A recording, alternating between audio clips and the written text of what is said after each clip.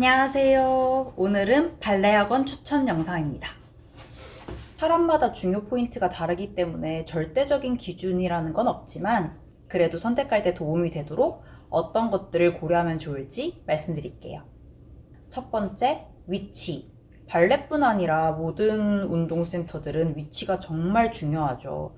특히나 초심자라면은 멀리까지 가는 습관과 의지가 없기 때문에 무조건 위치가 중요해요. 유명하고 평이 좋은 학원을 고집할 게 아니라 집이나 직장과 가까운 동선이 좋은 학원을 고르는 걸 추천드립니다.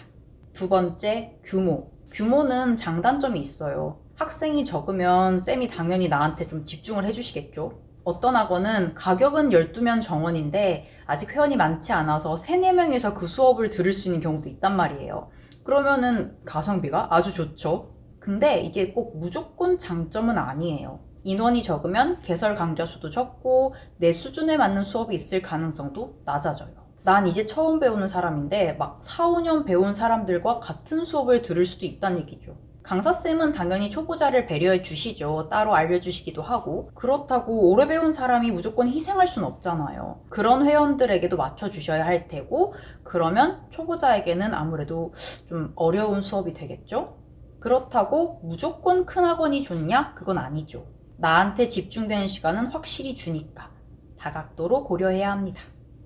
세 번째, 시설. 탈의실, 샤워시설, 대기실, 홀 개수 이런 것들이 익숙해지면은 뭐 불편함 없이 다닐 수 있게 되는데 이왕 처음 고르는 상황이라면 꼭 살펴보세요. 한여름엔 샤워실 있는 게 유용하고 앞뒤로 수업이 꽉 찬 학원이라면은 대기실이나 아니면 따로 몸풀 수 있는 홀이 하나 더 있는 곳이 아무래도 좋더라고요.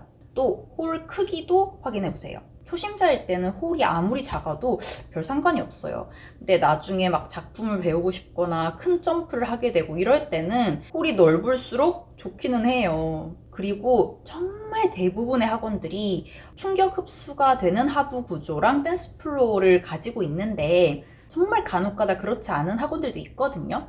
점프할 때 관절에 가는 충격의 정도도 다르고 턴할 때 바닥 미끄러운 정도도 달라서 이왕이면은 저런 회색이나 검은색으로 된 바닥이 있는 그런 학원에 가세요. 네 번째, 전공생 유무. 내가 다닐 학원 혹은 내가 들을 수업에 전공생이 있는지 없는지도 한번 살펴보세요. 성인 전문 학원이라고 해서 절대 대충 가르쳐 주시진 않아요. 오히려 전공생 위주로 돌아가는 학원보다 성인 취미가 많은 학원은 내가 주인공이고 분위기도 좀 더 편하고 비슷비슷한 사람들끼리 모여있으니까 재미도 있고 장점이 많아요. 반면 전공생이 있는 학원은 뭐랄까 내가 우러러보고 배울 사람이 있는 그런 장점이 있고 만약 아예 수업을 같이 듣게 되면은 아무래도 수업이 좀 더 엄격하고 집중되고 강도도 높고 이런 경향이 있겠죠? 이건 장단점이라기보다는 그냥 이런 차이가 있다 정도로 보시면 될 것 같습니다. 다섯 번째, 레슨비. 레슨비는 학원마다 차이가 막 크지 않아요. 커도 1, 2만 원 정도? 학원마다 차이가 난다기보다는 이게 60분 수업이냐, 80분 수업이냐, 개인 레슨이냐, 소그룹이냐, 초급자반이냐, 중급자반이냐 뭐 이런 거에 따라 나뉜다고 보시면 될 것 같거든요. 그래서 가격이 큰 고려점은 아니라고 봐요. 하지만 문화센터나 체육시설 이런 것과 학원은 가격 차이가 큽니다. 여섯 번째, 배우는 이유. 이건 꼭 생각해 보셔야 돼요. 내가 그냥 일주일에 한두 번 정도 몸을 좀 움직이고 싶은 게 목적이다. 근데 그 많은 것 중에서 그냥 발레를 배워보려고 한다. 이러면은 레슨비 아끼셔서 맛있는 거 사드시고 문화센터나 체육센터 이런 곳에 가시는 걸 추천합니다. 충분히 알찬 수업이에요. 아니면 내가 비슷한 사람들끼리 모여가지고 취미생활하고 좀 재밌게 즐기고 싶다. 이러면은 성인 전문인 학원에 가는 게 더 좋겠죠? 또 내가 몸이 여기저기가 아파가지고 좀 살살 적당히 내가 하고 싶은 만큼만 하고 싶다. 이러면은 쌤 성향이 막 빡빡하지 않고 전공생은 없는 그런 수업을 들어야겠죠? 또 다르게 내가 지금은 초보지만 나중에 작품도 배우고 토슈즈도 꼭 신고 말겠다. 그러면은 규모가 좀 있는 학원에 가야지 그런 수업들이 애초에 개설이 돼 있습니다. 그건 이 영상도 참고하시면 될 것 같고요. 아니면 아예 개인 레슨을 처음부터 고려하시는 게 맞아요. 어쨌거나 내가 왜 배우려고 하는가 이건 반드시 생각해 보세요. 일곱 번째, 강사진. 이 강사진의 실력이라는 것은 이분들의 무용수로서의 실력과 강사로서의 실력으로 나뉘거든요.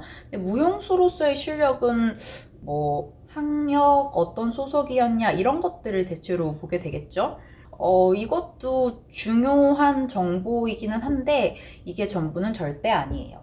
그럼 내가 이분들의 강사로서의 실력, 티칭 스타일 뭐 이런 건 어떻게 알 수 있냐? 당연히 수업을 들어봐야 알 수 있겠죠. 초보자라면 더더욱 남들 얘기만 듣고 이게 어떤 티칭 스타일이고 어떤 장점이고 단점인지 이해하기가 어려워요. 직접 부딪혀 봐야만 합니다. 그러니까 어떻게 하시면 되냐면 앞에 말씀드린 6가지 플러스 뭐 내가 또 생각하는 중요한 것들을 고려해서 학원을 정하세요. 정한 다음에 가서 한 달 정도 들어봐요. 그렇게 한 달에서 석 달 정도 들으면서 이 학원이 나랑 잘 맞는지, 발레라는 종목 자체가 나랑 맞는지 이런 거 고민을 해보시고 그 중간중간에 시간이 될 때 또 괜찮아 보이는 다른 학원들의 쿠폰제 수업을 들어보세요. 일회성 쿠폰제 운영을 하는 학원들이 많거든요. 그게 아니더라도 죄송한데 원장님 제가 한번 수업을 들어보고 싶은데 어떻게 방법이 있을까요? 여쭤보면은 그럼 이 금액에 들으실 수 있어요. 아니면은 하다못해 수업을 들으실 수는 없어도 밖에서 참관은 가능해요 라고 말씀해 주실 거예요. 그렇게 체험해 보시면 되는데 당연히 처음에는 내가 발레가 뭔지도 아직 잘 모르는데 한두 번 수업 듣는다고 그거를 내가 평가하긴 어렵죠. 그래도 내가 들었을 때 당장 좀 편하고 좋은 수업, 느낌이 좋은 학원 이런 것들이 있단 말이에요. 그런 학원이 있으면 거기 다니시면 돼요.